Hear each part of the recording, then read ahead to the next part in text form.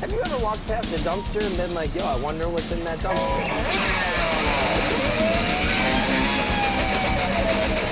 I can put on these glasses. Let's start eating that trash. Yeah, there's a baby in the garbage can. Hi, honey. Grace, I just got off the phone with the daycare. They said you never dropped off Josh, but where is he? You're listening to the True Crime Dumpster podcast with hosts Amy and Kevin and special guest Carl, Amy's dad. So we are back this week with episode number 70, Murder or Horrible Accident, Justin Ross Harris and Cooper Harris. Nice title. Thank you. Not a nice case, though. No. So there are several reasons why we're doing this case right now. One is that it's going to be Father's Day this Sunday. And happy Father's Day. Then there will be no fathers in this story winning any awards. But if a father did win an award, it would be Carl Wright, my father, who's going to be weighing in and telling us about some stuff potentially. And then also June 18th, which is the day that this podcast is coming out, is actually the 7th anniversary of Cooper Harris's passing. Lastly, we do want people to be aware of the numerous dangers that the summer heat can bring. And we are almost in the full swing of summer at this point. My last day of work was last night. So now it's officially summer. Yeah. So I no mean, work. It's officially my summer break, but I don't think summer officially starts until the solstice, which I think is either the 21st. I think doesn't it change from year to year? Is the solstice the same every year? I think it changes year to year. It's probably the same for the solar year, but not for our calendar year. Okay, yeah, I think it's June 20th this year.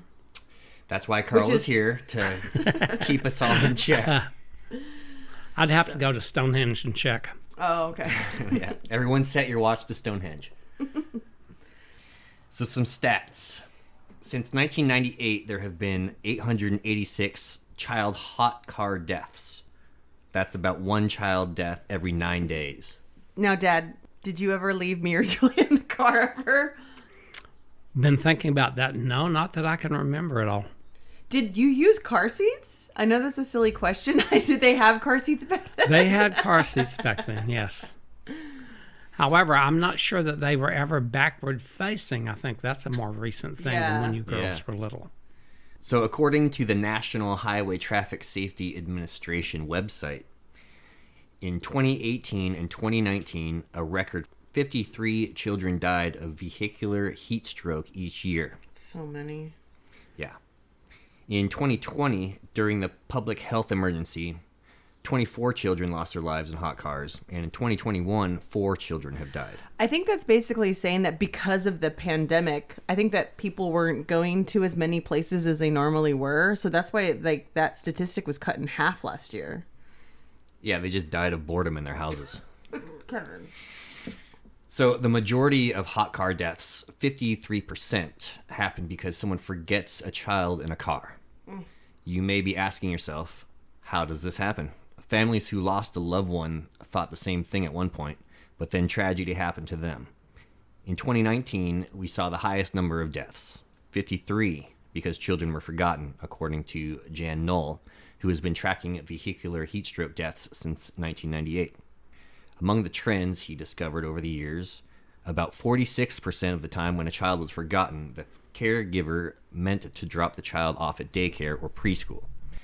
Thursdays and Fridays, the end of the work week, have the highest deaths. Nearly 75% of children who are forgotten and die are under 2 years old. It's also probably because they're sleeping. Because most kids sleep when they're in the car, right? And they're quiet.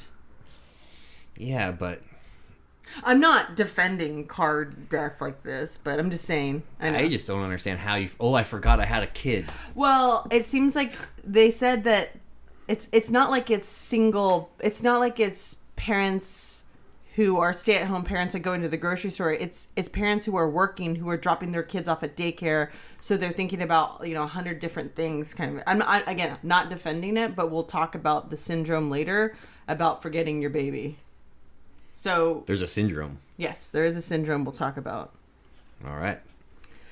So if child deaths in hot cars is sadly somewhat of a common thing. Why did this case stick out? Do you remember hearing about this case in the media? Not really. Yeah. I do. It was 7 years ago when almost 7 years ago exactly that it happened. And all I remembered was, oh, well, that guy was a pervert and he purposely, like, it was kind of like a Casey Anthony thing where it was just like there was guilt just presumed instantly, you know, and before the trial even started. Yeah, it wasn't, what I remember was it wasn't so much about the hot car death. It was more about this guy sexting and being a total degenerate. Yeah, and I think that the term sexting had maybe just been coined by that point. I think he coined it. Thought that was Anthony Weiner. Because, well, and it's also interesting too, and we don't talk about it in the episode, so we can talk about it now, but sexting is a whole other thing with, I think, legislation, like basically in its infancy, exactly like what it is and who's allowed to do it and stuff. But what's interesting is that in the state of Georgia, which is where this case takes place, the age of consent is 16. So he could have sex with 16-year-olds. That's fine. He's like 34 at this point. But he couldn't sext them. That's illegal because of the legislation. So you can have sex with these, 16-year-olds legally, but you can't send sexual text messages, and that's illegal. That seems a little backwards. I agree. What's the age of consent in Kentucky, Dad? 12. Is it really? No, I have no idea. It's like that part of Clueless. Do you remember that movie, Clueless? Oh, Vaguely. who doesn't? But she says, like, she insinuates that she's gonna marry her like stepbrother, and she's like, "Ew, this isn't Kentucky." Well, you know what a virgin in Kentucky is? Oh God! It's a 12-year-old girl that can outrun her brothers barefooted. And that's it, folks. Thanks for listening. All right, so Leanna Taylor and Justin Ross Harris. He just goes by Ross. Now 40 years old, were a mostly happily married couple. She was a dietitian and he was a web developer with the Home Depot Corporation in Marietta, Georgia. They lived a comfortable middle-class life. 2 years after getting married, Leanna Taylor said she and Ross were no longer connecting in the bedroom. Apparently, he had low testosterone. And I wasn't sure if that was told by his doctor or if he just said it to her as a reason. Yeah. I just got low testosterone, baby. They attended couples counseling at their church to work through their issues. 2 years after that, she saw he was sexting other women on his phone. A pattern of behavior that continued for another 4 years. I can't believe she would stay with him after that, too. So I have not enough testosterone to pop a boner, but I have plenty to send text messages to underage and girls. Dick pics galore. They began trying to conceive a child in February 2011, and after months of being unsuccessful, they went through several medical tests where they discovered some of the medical reasons behind Ross's dysfunction. Taylor said she became quite discouraged, but on Ross's birthday in November 2011, they found out she was pregnant with Cooper. So this all mostly takes place, there's a couple places, but mostly in Vinings, Georgia. Dad, you used to live in Georgia, right? Yes, I you know went to where- the University of Georgia. Do you know where Vinings, Georgia is? Not at all. It's outside of Marietta, Georgia? Oh, Marietta, sure. Where's that? Marietta's close to Atlanta. Oh, okay. All right. And where did you live? I lived in Athens, Georgia. Okay. In a trailer, right? No, that was in South Carolina. Oh, okay. So this mostly takes place in Vinings, Georgia. So on June 18th, 2014, exactly 7 years ago to the day, Ross and his 22-month-old son, Cooper, woke up and laid in bed together and watched some cartoons. His wife, Leanna, left for work around 7:15. A little while later, Ross had to go to work as well. So he strapped his son, Cooper, into a rear-facing car seat, which I think becomes a big point because the rear-facing, I guess it's a lot easier to forget your kid. As a new father myself, we got this handy little mirror that you strap onto the back of the seat so you can actually see your kid. But I could actually understand not, seeing him. But I always tell myself, don't drive like a lunatic because... You have a baby in the car. Yeah, baby on board. And then there's been those cases, too, where people put their car seat on top of their car and then drive off. That seems like a real bad idea. I mean, we've done it with coffee, but I haven't done it with the baby yet. So after strapping his son into the rear-facing car seat, he took him to Chick-fil-A for breakfast. And Breakfast of champions. I had to look up because I was like, Chick-fil-A has breakfast? And they have a very large breakfast menu. Is Chick-fil-A big on you're more of a Jack in the Box guy, right? I've had one Chick-fil-A, and it was when they opened the first restaurant here, and it was free. Oh, okay. So surveillance cameras at the Chick-fil-A actually show Cooper to be awake and happy, so he wasn't harmed or anything at that point. Minutes later, instead of dropping Cooper off at daycare like he was supposed to, he continued on to his IT job at Home Depot, leaving Cooper strapped in the car seat of his Hyundai Tucson. And the reason that I bring up the make and model of the car is that there are some people who think they hear the word SUV or they hear the term SUV and they think, oh, like with those huge, what are some of those like huge SUVs? An Escalade? Like an Escalade or something. It could be maybe, almost understandable that like, in a huge SUV that the kid could actually be like several feet behind you and you might not see or hear it. But the Hyundai Tucson is the smallest SUV you can buy. It's basically like they even said that the term SUV is kind of even misleading. It's more the size of a sedan. It's a Hyundai. Yeah. It's a crossover. Yeah, it's a crossover vehicle. So at lunchtime, some friends came by to pick up Ross for lunch at Publix, which we don't have here. They stop off at Home Depot, a proper Home Depot, so Ross could grab some light bulbs. And actually, when he's getting dropped back off at 12:40, he actually goes to the car, opens it, and puts the light bulbs inside. And we know this because I believe that there is CCTV footage of him doing that from inside, or from his workplace. Right. But he never actually looks at the back seat. It's like, dang, it's hot in this car. Yeah. Oh, and that's something that'll come up again, too. So the defense says that he did not notice his son while he was in the car seat. Ugh. I wonder if he's already gone at this point. I don't know, but it's sad as fuck. Yeah. So at around 3 p.m., he texts his wife asking her when she's going to pick up his buddy from daycare. He leaves for work just after 4 p.m. to meet his friends for an early movie. And on the way to the theater to see 22 Jump Street with friends, Ross pulled into a parking lot and jumped out of the driver's seat. And this is when he realizes, I don't know how he realizes. I don't know if it's like, I hate to say it's like the smell or something. But he realizes that his son is in the back seat and he jumps out of the car and he pulls the lifeless body of his son Cooper out of the back seat. Cooper had spent nearly 7 hours baking in the hot Georgia sun. Temperatures that day reached 92 degrees Fahrenheit, and they said that was in the shade outside of the car. It was 92 degrees.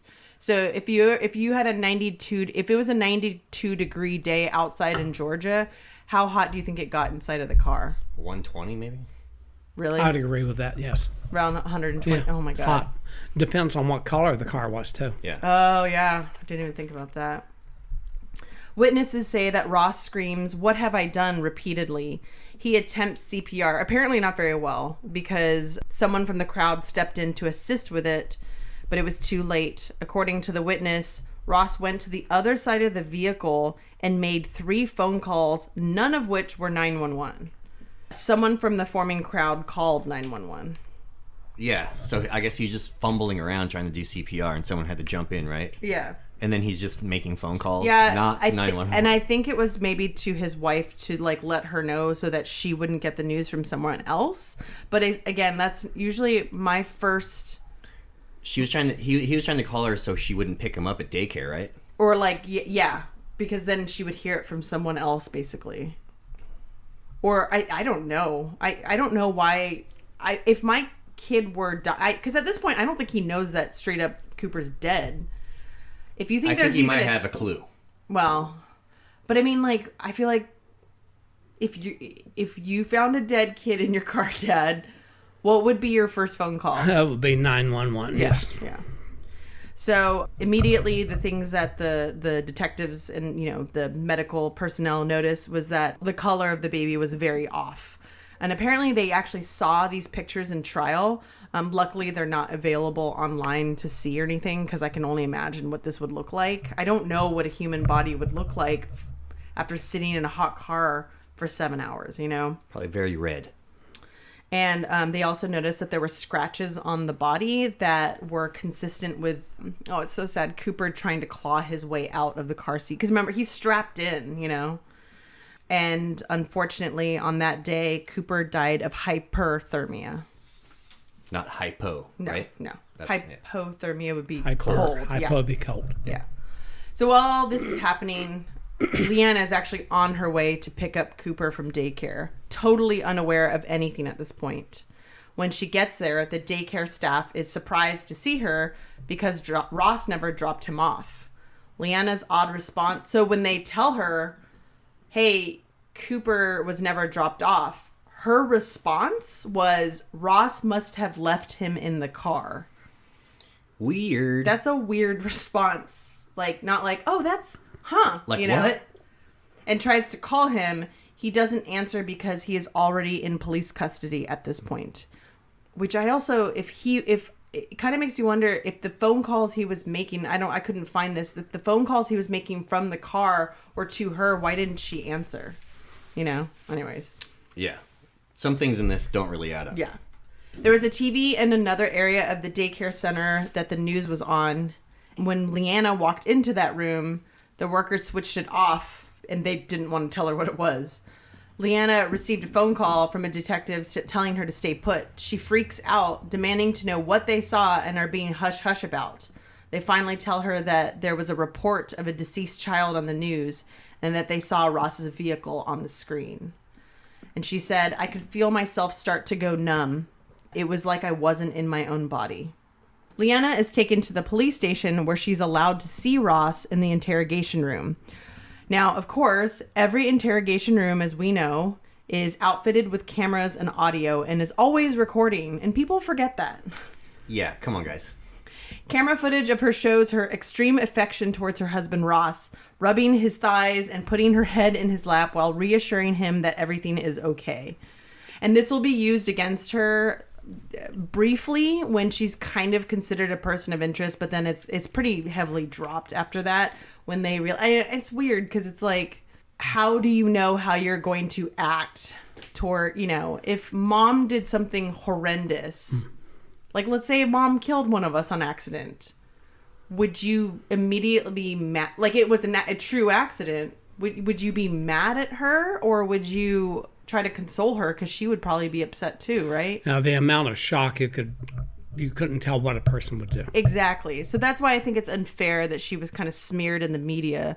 But again, I think it was unfair that he was smeared in the media too, even though, and we're going to find that. We are talking about the media, so yeah, and they're trying to sell stuff. And we're going to find that Ross, he's a humongous piece of shit husband, but he's not necessarily a humongous piece of shit father. Like there's no indication of that. And that's what Leanna knows. She knows that he's not a terrible father. So there is another incriminating thing that happens though. When he tells her that he's going to be charged with murder, she's really confused by this because she's like, well, if it was an accident, how could it be murdered? And she says to him, did you say too much? And that's what kind of sets it up to be like, are they in cahoots together on this, Well, there's a couple internet searches that are kind of questionable as well, right? Yeah, so Detective Jacqueline Piper testified that Ross was on his... Oh, this is just an aside. Detective Jacqueline Piper testified that Ross was on his cell phone when paramedics and officers arrived on the scene. And when a fellow officer instructed him to hang up and talk to police, Ross allegedly yelled, "Shut the fuck up," and continued his phone conversation. And he'll say later that, like, he wanted her to shut the fuck up because he was trying to call his wife to let her know so that he could be the one to tell her and not somebody else. And then Detective Phil Stoddard, who I'll be talking about a lot, he was kind of the lead detective on the case. He testified that Ross was calm and even cordial as he answered police questions. Everything changed, however, when Ross was told he could face murder charges. He quickly told police that he had, quote, no malicious intent to kill the toddler. they thought that the legal phrase of malicious intent was a little unusual. And that's what they said in court. Did he have a background in law enforcement? He did. I think he was like either like a dispatcher or maybe worked at 911 or something like that. Right, yeah, he was a dispatcher. Yeah. So June 28th, 2014, Cooper's funeral is held in Tuscaloosa, Alabama. Have you been there? No. By phone from jail, Ross thanks supporters for standing behind him. Leanna also speaks at the service, saying that even if she could take Cooper back, she wouldn't because Cooper's in the most peaceful, wonderful place there is. It's a weird thing to say. Another weird thing. Yeah. Also, I just want to get your guys' opinion on this. Do you think it was unfair? So at this point, been like maybe 2 weeks since his kid died. And he has been charged with murder at this point. But should they have let him go to the funeral? Yes. Yeah. Yeah. I mean, I don't know. No opinion here.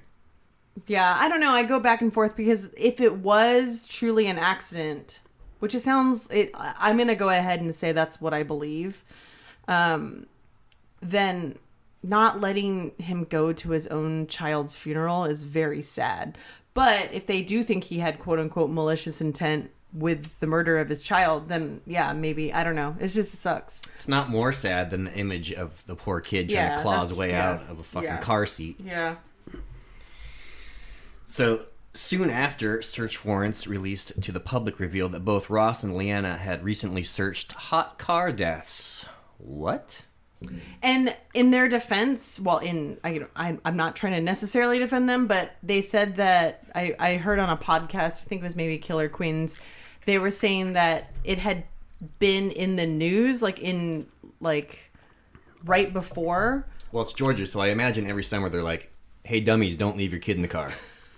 And so they were like, I wonder how many hot car deaths there have been this year. So that's why they were searching it, because they had just seen it on the news. But then you're like, if it was just on the news and you Googled it. It's on your mind.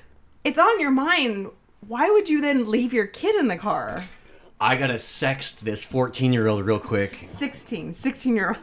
Whatever. So July 3rd, 2014, Cobb Superior Court Judge Frank Cox rules there is probable cause to charge Ross with Cooper's murder and is denied bail. Ross remains in jail. During the hearing, prosecutors disclosed that Ross was sexting with at least 6 women. 6 women the day that his son died. That's a busy schedule, so I can understand. And he was working. He had to go to Chick-fil-A. He had a kid in the car. He had to go to lunch at Publix. And he had to sex 6 women. And what was that dumb movie they saw? Oh, they were supposed to go Catch see 22 Jump Street. 22 Jump Street. Yeah. He had a lot to do that day, Kevin. Fucking loser. So one of the families he allegedly sexted was just 16-year-old. One of the females. Not one of the felons. Let's try that. Do that one again. I'm sexing the family. Sexing the whole family. Yeah, this guy's an aggressive sexter. Everybody gather around the living room. It's time for our sexting session. Sorry, female that was 16 years old. We already talked about that. Ross and his attorneys tried to have the alleged racy text messages declared inadmissible at trial, but a judge ruled against them. So, do you think, Dad, that was sexting 6 people that day? Do you think that maybe was a reason as to why he forgot his kid in the car?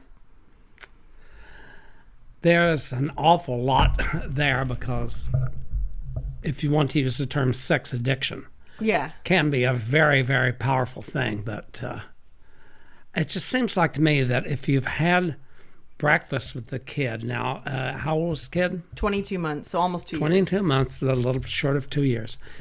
The kid's not really eating. You're doing a lot of feeding. Mm-hmm. So you're being interactive with the kid at that time. Mm-hmm. And then less than 10 minutes later, you forget the kid's there. Mm-hmm. That doesn't hold too good to me, no matter what's on your mind. Yeah. But you remember to pick up your phone and sex back a 16-year-old. Yeah. Yeah. And that's the thing. Like, he's going to end up, and as we see, potentially the sexting thing, whether it's related to the kid or not, however you want to look at it, that's going to be the thing that's the nail in the coffin for him, you know? And maybe, I don't know, maybe he does deserve to be in prison for the rest of his life for that. But if it truly was an accident, which again, I don't know, it's a really weird gray area. Sexting 6 people, that is almost a family. And, you know, if you're sexting that much and you have low testosterone, I call bullshit on that, on the low T thing, so. What were you saying? One of the things, though, when you start to Google things like this, the fact that he supposedly had done Google searches about deaths in hot cars. That was reported that he had said that to one of the police. It's never really on any kind of record. Oh. During the trial, that part of it was discounted. That they had to say, no, he'd never said that. And so there was also another thing about them doing web searches for like single childless, like, life or whatever. But we'll see how that actually plays out. Yeah, I was wondering if that was just media bullshit. But anyways. So Detective Stoddard testified that Ross sent photos of his genitals to at least one woman that day. Which again, like, I can remember to send my penis pictures, but I can't remember my kid in the backseat of the car. You know, I know I'm not. I keep comparing those. And I've got another question: is he sending dick pics with his kid in the back? I'm assuming no. I'm assuming he's doing it from like his office cubicle or something. Oh, on the company's dime. Probably. He definitely was fired right after this. According to Stoddard, one of the women asked Ross, quote, "Do you have a conscience?" And he answered... Conscience. I said conscience. You said conscious. Conscience. He answered, "Nope." Because he was actually I think he was fairly honest with the women that he was having sex with or sexting with. He, like, let them know that he was married with a kid, you know. And a lot of them are sex workers, too. They're not all just people that want to be his friend. Why would you send a dick pic to a sex worker? I don't know. Yeah, I think she's seen a lot of those. It's just another day at the office. So for her. Yeah. So now we got the alleged computer searches. Stoddard testified that Ross visited the website Reddit frequently. In the weeks before Cooper's death, Ross visited a forum about, quote, people who die, which showed videos of deaths, Stoddard said. He also visited a forum called Child Free, which advocates not having any more children and adding to the biomass. And this is very misleading, and we'll look at his 2021 appeal, how that is misleading in just a little bit. Just 5 days before Cooper's death, Ross also accessed a video in which a veterinarian demonstrated the deadly temperatures inside a hot car. According to Stoddard, Ross viewed the video twice. Stoddard also alleged that Ross used Google to search numerous phrases, including, quote, how to survive in prison and age of consent for Georgia. Okay, this guy's... Which I have Googled too now, so I better not... Nothing better happen. Now you're on the list, well, too. I had to make sure I was doing research. Yeah, I'm sure he was just doing research, too. So on September 4th, 2014, Ross is indicted for malice murder, 2 counts of felony murder, cruelty to children in the first and second degree, criminal attempt to commit a felony, and dissemination of harmful materials to minors. A month later, Ross pleads not guilty to all 8 charges. September 11th, 2015, Cobb County releases results from Cooper's autopsy. Hyperthermia is listed as the toddler's cause of death.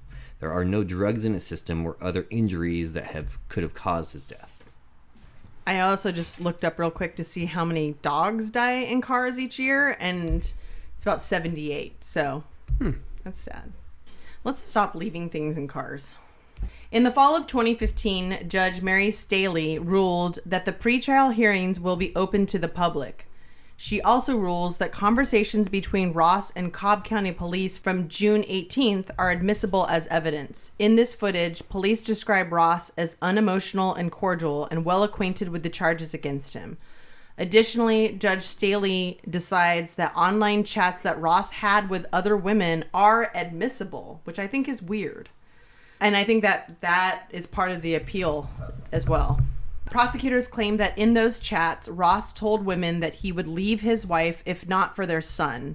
In one of those chats held on the morning that Cooper was last alive, Ross posted, "I love my son and all, but we both need escapes." The police say that this is a motive to kill. And I will say that the timing sucks on this, obviously, because by all accounts, I think that he wanted to leave his wife, but it seems pretty obvious that he didn't want to leave his kid, though. You know, even like, and again, like, I love my son and all, but we all need escapes. That could sound like, and that is why I want to kill him. Or it could also just sound like, I just need to get away from my life for a little bit. And I don't think it necessarily, like, it's really bad timing. Really bad wording, really bad timing. So after defending her husband for quite some time, on February 11th, 2016, Leanna files for divorce from Ross. In March, right after that, 8 new charges are filed against Ross, including 2 counts of sexual exploitation of children and 6 of disseminating harmful material to a minor, which is his dick pic. On April 11th, 2016, jury selection begins for the 239 people who are summoned. An overwhelming majority of prospective jurors say that Ross is guilty. Several expressed statements of disgust towards him, including that he should rot in hell and needs to go down. So yeah, it was, that's why this was a very, very big case. So it's really, really hard to get jurors for a big case. Have you ever been a juror on anything? I was going to be a juror one time, but when the guy that was going to go to trial saw that they were actually convening a jury, he said, no, wait a minute. I did it. What? Oh, really? Yeah, I was actually in the jury box. Oh, wow. Yeah. And he just said, oh, never mind, I plead guilty? Wow. What state was this in? It's California. Oh, California. Okay. Was it a murder trial? No. Oh, okay. That would be very, that would be weird. Yeah, it would be weird. So yeah, it was hard to get an impartial jury, and out of the 239, only 41 were even qualified. Ross's defense files for a change of venue, and the judge grants this. And so the new trial would begin in Brunswick, which I think is Georgia. That's Southern Georgia. Southern Georgia, on September 12th. And they said that Brunswick and Twinings, is that what it? No, Vinings had similar demographics, so that it would be similar, like, you know. And also Cobb County, to relocate the trial, it costs $200,000 to relocate it, because I'm assuming you have to feed and shelter the jury, right? They have to be in a hotel or something. They have to feed and shelter the jury. They have to relocate the vehicle, because the vehicle is going to be used in the trial as well, and they have to preserve that. $200,000 of taxpayers' dollars to move this, which I don't know how I feel about that, but that seems a little ridiculous. Yeah. Judge Mary Staley Clark rules that Dr. David Diamond, a psychologist who will be an expert witness for the defense. Is he also a pro wrestler? So she rules that he is not able to give his professional opinion that he thinks that Ross did not act intentionally when leaving Cooper in the SUV. Staley Clark also rules that the SUV may be shown to jurors as evidence, and that a 3D animation of the crime scene that the prosecutors created may be shown to the jurors. So she lets in a lot of things on the prosecution side. On September 12th, 2016, the trial restarts in Brunswick with a new round of jury selection. And this is partially because I believe there was like an ad put out during this time in the newspaper or something. And they thought that maybe one of the jurors had put out the ad that was like condemning Ross for killing his kid. And so they had to research to figure out who had put out this ad in the newspaper. And so it had been so tainted by that point, and that's why they had to pick a whole new jury again. I know. So then they had to wait an extra month to then restart the new trial. So the new trial starts on October 3rd, 2016. A jury of 6 men and 6 women is selected. In a late pretrial motion, the judge allows the testimony of a prostitute witness. And it says that here. It doesn't say sex worker. It just says prostitute witness. The prosecution delivers its opening statements. And after nearly a month, with 22 days of testimony and 70 witnesses, it took the jury several days to come to its verdict. During deliberations, they asked several questions to the court about the evidence. Ross was found guilty of 8 felony counts in the death of his son, including malice murder, cruelty to children, and criminal attempt to commit a felony. And he is sentenced to life in prison plus 32 years with no possibility of parole. Oof, that's a gnarly sentence. So there are some new developments. May 2021. The judge who presided over the 2016 murder trial of Justin Ross Harris has denied the former web developer's motion for a new trial. This came as little surprise. Had she granted a new trial, she would have had to admit to key errors on her part. Ross's lawyers plan to appeal her ruling to the Georgia Supreme Court. The state, in its response to Ross's motion for a new trial, argued the evidence supported their theory that the defendant killed his young son, quote, to live a life without children, to be able to divorce his wife, and then to have numerous sexual relationships. Numerous, with his low-T loser ass. Cobb Police Detective Phil Stoddard testified that Ross was involved in a group that promoted, quote, a child-free lifestyle, a claim that Kilgore said was, quote, an outright lie. And Kilgore is the defense attorney, and yeah, this is where it was really misleading. So yeah, he did visit a Reddit group for a child-free life, but there's more to it than that. According to the defense, the child-free group had come up in a Google chat with a coworker. Prosecution witness Alex Hall. He's the one who sent Ross the link to the Reddit subgroup. Ross's response, quote, grossness. In search... So he only visited the website because somebody made him, and then he was like, that's stupid, why would you send me this, basically? So it's not like he actually visited, so that's really misleading. In search warrants obtained under oath by Cobb Detective Sean Murphy, Ross was accused of researching child deaths inside vehicles, including the temperature and length of time needed for that to occur.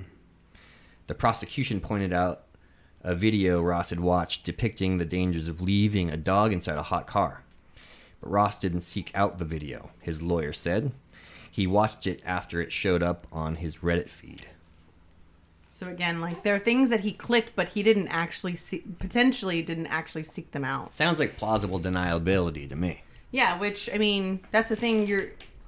When you're found guilty, that's basically saying that beyond a reasonable doubt, you believe that something was, happened. Uh-oh. So there's a science behind the syndrome. So you guys let me know if you call bullshit or not. Because this David Diamond guy, he is a professor of psychology at the University of South Florida. And he works closely with an organization called kidsincars.org. I call bullshit. Okay. He focuses on cognitive neuroscience, including the neurobiology of forgotten baby syndrome. So I told you there was a syndrome involved. He has a theory on how caring, competent parents can forget their children in the car. Diamond's research led him to conclude that the reason is a failure of the memory system. There's a system called prospective memory, which involves the intent to remember to complete tasks out of your ordinary routine, he wrote. And then there's a system called habit memory, which is akin to being on autopilot. Rote memory. Yeah. So the perspective system is what fails when a parent forgets a child in the car. Then habit takes over, Diamond wrote in his research. When it does, regardless of original intent, people complete routine tasks. It's the same thing that happens when you are in a rush on the way to work and you put your coffee on top of the roof of your car. You get in without thinking to take the coffee down, close the door, and drive off while the coffee goes flying. It's not always benign, though, and there is a precedent for Diamond's conclusion. The failure of perspective memory has resulted in other scenarios, plane crashes as a result of memory error, and incidents of police officers forgetting their guns were loaded, Diamond wrote. So a parent leaving a baby in the car is not carelessness. It's a failure of the memory system, he concluded. So, what do we think? I think this low-T bastard is the son of a bitch. But does he deserve to be in jail for the rest of his life? That I don't know. What do you think, Dad? I think he did it, and he probably should remain in jail. Even if it was an accident? No, I don't think it was an accident. Yeah. Oh, you don't believe it was an accident? No. Okay. I have a hard time believing that too. I have a hard time of it, but I actually do believe. I don't know if I totally believe the whole syndrome thing and trying to necessarily explain it with quote unquote, neuroscience and stuff, but maybe it was his subconscious. I don't know. I think that it was an accident. I think it was a fatal accident. I don't think he should be in prison for life. Because it was really sad. I was reading about another case. Because the thing is like, obviously, from what the beginning we said that there's a lot of kids who die in cars every year. Do all of the parents get put in jail? No, right? And there was this one guy, I didn't grab the name, but he had just adopted a Russian child. Like they had been going through adoption for a long time, and he forgot his kid in the car, and he went out and the kid was dead. And so Russia, because of this, Russia closed adoptions to the United States. They're saying like, no, we're not going to give you any more babies. And so actually at the time there were 23 people trying to adopt from Russia. And so all of those adoptions were just cut. So this guy has basically spent the rest of his life. I mean, and the thing is, he's like, I wish I had died that day and not my kid.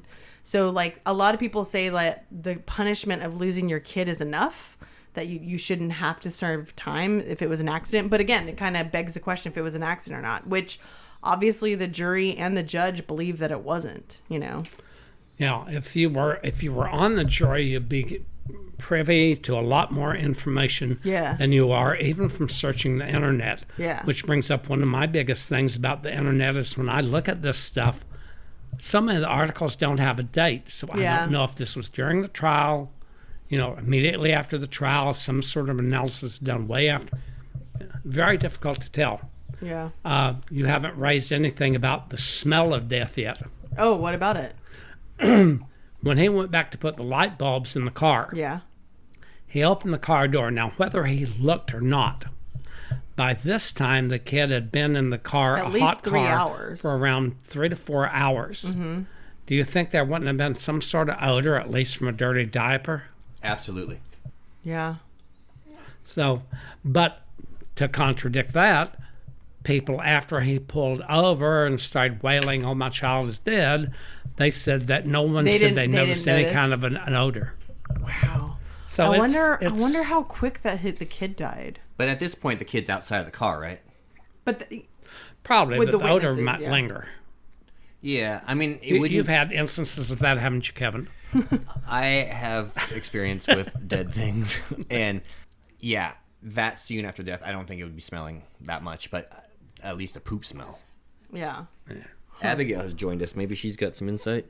You want to say something? Don't leave me in the car. Okay. So Jeanette Fennell, founder of kidsandcars.org, she told USA Today that the organization has been trying to get a driver reminder system, which is kind of sad that there needs to be that, but obviously there does need to be that. It's called a string around the finger. Yeah. Added to vehicles since 2003. The group's efforts included language in other bills, which was stripped, and the Hot Car Act of 2017 was attached to another bill, and neither passed. So a bill to have this added to cars has never passed in the Senate. The safety bill would require that cars have both an audio and visual alert that may be combined with a vibration warning activating when the engine is shut off. From the national... Okay, so I don't know, but they have this... Why can't you just tell your brain, when this isn't there, some kind of alarm that goes off when you turn your car off and you leave your keys in there, I guess? I don't know. I'm all for it being in there, but there's families out there that are waiting for dick pics, so there's no time for that shit. So from the National Highway Traffic Safety Administration website, there are some tips for keeping children safe. Number 1, check for your baby. That's a good step. Yeah. Parents and caregivers should get into the habit of always looking inside your car before locking the doors. Remember, park, look, lock. And ask yourself, where's baby? Right there. Baby's right here. Yeah. Baby's right there. Everyone should keep their car locked. Vehicular heat stroke doesn't just happen when a child is forgotten.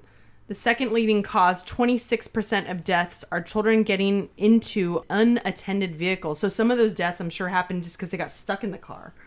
So they're saying get in the habit of always locking your car doors. Yeah, so they can't get in it. Yeah, and trunk year-round. The temperature inside of a car can reach over 115 degrees when the outside temperature is just 70. Oof. I wonder how many kids die in cars from freezing to death, like in the Midwest and stuff. It's probably not as common. Never leave a child alone. While all types of vehicular heat stroke are preventable, the third leading cause of these deaths, knowingly leaving a child, is most preventable. Never leave a child alone in a parked car, even with the windows rolled down and the air conditioning on. A child's body temperature can rise 3 to 5 times faster than an adult's. You guys left us, we were probably much older, but like if you ran into the drugstore or something, did you leave us in the car? It's not impossible. I don't think that we did that while you were in car seats. Though. Yeah, exactly. Yeah, I don't remember being in a car seat. I would feel very uncomfortable about that. Yeah, me too. So what if you see a child alone in a vehicle? If you see a child alone in a vehicle, make sure the child is okay and responsive. If not, call 911 immediately. If the child appears to be okay, attempt to locate the parents. If at a public place, have the facility page the car owner over an intercom system. If the child is not responsive and appears to be in distress, attempt to get into the car to assist the child, even if that means breaking a window. Many states, I think California included, have something called the Good Samaritan Law that protects people from lawsuits from getting involved to help a person in an emergency. And I think in California and Oregon, that extends to dogs as well. Yeah. So if you see a dog in distress, if you break a window, they can't like sue you over that or anything. Now, cats, on the other hand, that's okay. Don't. Yeah. So that's it for the case today. Any last thoughts as we reflect on Father's Day? I know one statistic that I saw in my reading, as I did some reading on this, is the fact that since this has occurred, there have been no more or less prosecutions in cases like this. So it apparently hasn't had any effect whatsoever. So all these sexters are going to sext. Well, I also just think that in all the other cases, there was no sexting involved. It was purely, you know what I mean? That's what makes this case kind of stand it is unique. Alone, is that there's that gray area of like, was this an accident or malicious? Because I think in all the other cases, it's obvious that it was an accident. This one is just very strange, you know? And is also very big in the media. Yeah. So is a. And its inclusion in its kind of what's the word I'm looking for? Proliferation. Yeah, it being so huge in the media definitely influenced the jury. Whether the jury wants to like pretend it did or not, there are definitely people who were affected by it that went in with ideas before the trial started. Because I mean, that's the thing with trials, is that there's human error in there, you know. So you can try to pretend to be as least biased as possible or have the least amount of bias. But regardless, people went in with their opinions about it, you know. Plus, it also sounds like the judge let stuff in that she shouldn't have. Yeah, possibly. But when you hear about this dude sexting 6 different chicks, young, underage chicks, behind his wife's back, and kills his kid in the process, and he's a piece of shit. So, I mean, How can you not want him to fuck off? Yeah. But again, does that make him guilty of murder, though? Because that's what malicious murder, that's what he was charged on, you know? So, yeah. What do you guys think? You can join our True Crime Dumpster Facebook group if you want. We think you should. Follow us on Twitter at TC Dumpster and on Instagram at True Crime Dumpster. You can email us at truecrimedumpster@gmail.com. Listen to our show on Apple Podcasts, Stitcher, Podbean, Spotify, YouTube, and many other platforms. Don't forget to rate, review, subscribe, and tell your friends about our podcast. I can talk. Every review, rating, and referral helps us to get to a larger audience. Tune in next time as we continue talking out the trash. Bye. Bye. Bye-bye. Happy Father's Day.